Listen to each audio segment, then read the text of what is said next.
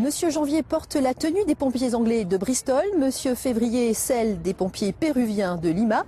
Bref, avec les 12 mois de l'année, vous ferez le tour de la planète. Tous ces habits proviennent de la collection d'un sapeur-pompier passionné qui rêve d'ouvrir un musée. Son métier s'est transformé en passion dévorante. 20 ans que Nicolas Goégel est sapeur-pompier, 20 ans que ce trentenaire originaire du sud de la France collectionne les casques et les habits des soldats du feu du monde entier. Et tout a commencé à New York. Ça, c'est mon premier casque que j'ai reçu quand j'étais pompier à New York en 1994.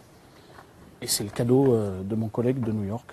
Sa collection impressionnante compte 300 casques, dont les premiers modèles français. Ça, c'est du 1830. Donc, ça, c'est le modèle de base. C'est celui qui coûtait le moins cher. Certaines pièces lui ont été données par les familles. Il chine aussi beaucoup sur Internet et fait le tour des casernes du monde entier. Derrière chaque objet, il y a une histoire. Un voyage au Kenya, Mombasa, une caserne. Mission, visiter la caserne, trouver la caserne déjà. Et j'ai récupéré 3 casques. Et comme j'avais plein de vieilles tenues, j'ai fait un collier humanitaire. Et donc voilà, il y a un échange avec la population locale. Il collectionne également les extincteurs, les lances, les jouets, les documents historiques. Tout cela rassemblé dans un vieux bâtiment à Gironde-sur-Dros, fermé au public pour raison de sécurité.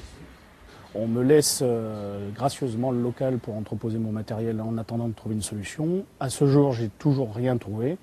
Et on cherche 300 mètres carrés à mettre à disposition pour accueillir le seul et unique musée des pompiers du monde. Pour le calendrier 2014, ses collègues présentent les tenues de pompiers de 12 villes jumelées avec Bordeaux, l'occasion de partager sa passion en attendant le musée.